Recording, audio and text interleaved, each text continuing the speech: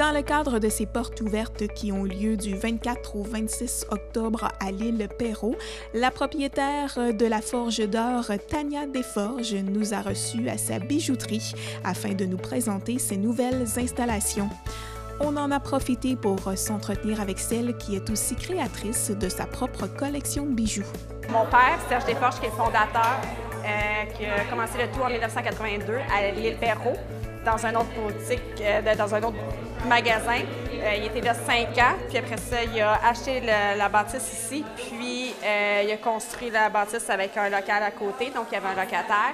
Puis l'année passée, j'ai pris la décision, 5 ans et demi après avoir fait la relève familiale. Donc la bijouterie était rendue avec moi, puis papa était pas mal semi-retraité. Puis là, c'était dans mes projets. Ça fait 7 ans que je travaille sur le fait comme quoi qu'on va agrandir et tout ça. On était rendu là, mais il fallait être prêt, il fallait tout ça. Donc, on a entamé les procédures en 2018. Puis là, c'est fait. Fait qu'on a pris le local du voisin qu'on avait à la bâtisse. Donc, maintenant, toute la bâtisse, c'est la bijouterie. Mais tout a très, très, très bien été. On a respecté les délais, on a respecté tout ce qu'on voulait, de la récupération aussi. Pour moi, c'est très important parce qu'on a récupéré des comptoirs qu'on a depuis 38 ans. Fait que j'ai des comptoirs qui sont là, ça fait 38 ans qu'ils sont là. Fait que c'est encore les mêmes. J'ai 34 ans, ça fait 34 ans que je vis là-dedans. Moi, c'est ma deuxième maison. C'est ma deuxième maison depuis que je suis toute petite. Puis là, c'est en train de devenir la deuxième maison aussi de mes enfants.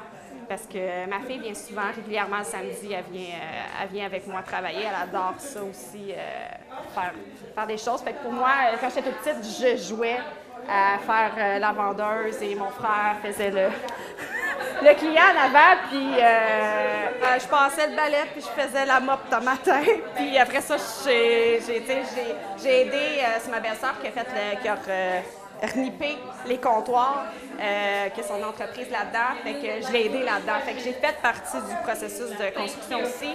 On a fait affaire avec une designer pour aussi, mais j'ai complété aussi, j'avais mon idée, j'avais qu'est-ce que je voulais en tête aussi. Fait que, puis là, la finalisation de décoration, le setup, tout ça, c'est tout moi, avec toute l'équipe qu'on a tout fait ça. Fait que je suis très caméléon. Mais oui, j'ai mes créations, je fais les achats, puis tout ça, mais là, l'équipe grossit, fait que j'essaie de déléguer le plus possible qu'est-ce qui peut être délégué pour que je puisse prioriser mon temps ici avec les clients en avant du magasin. Puis là, là, on a installé 2 comptoirs de fabrication aussi pour accueillir les gens. Donc, les gens peuvent être aussi bien assis que debout. Fait qu'il y a vraiment 2 sections plus intimes pour ça. Fait que ça aussi, c'était c'était un gros clou dans mon processus d'agrandissement, c'est que je voulais 2 sections pour ça parce que c'est très populaire et on en fait énormément.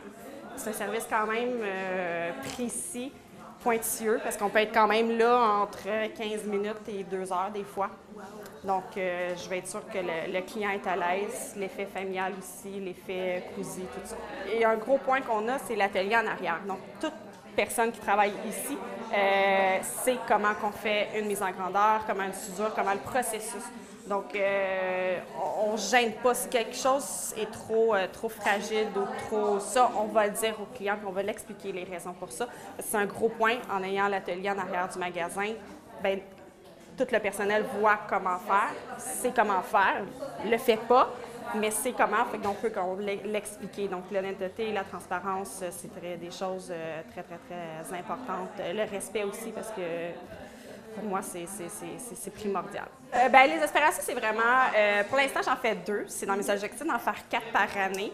Oui, c'est ça. Là, on va voir là, avec le processus de ça, on va voir le temps, parce que de la création, malheureusement, ça se commande pas. Il faut que ça se vive, il faut que ça arrive.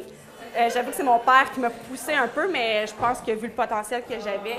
Puis j'ai 2 amis qui ont fait « Non, il faut que tu fasses ta ligne de bijoux à toi. » Puis je fais « Mais oui, mais non. » Puis je l'avoue que j'ai été poussée là-dedans, mais d'une belle façon, puis ça s'est fait tout seul, puis ça a sorti. Fait que Là, ben là, les prochaines photos sortent dans les prochaines semaines sur le tout. Fait que vous allez pouvoir voir à la prochaine.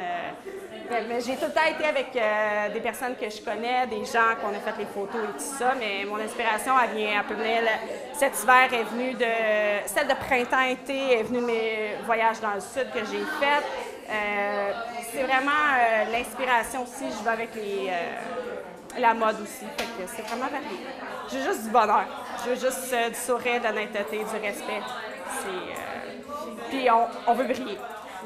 Oui.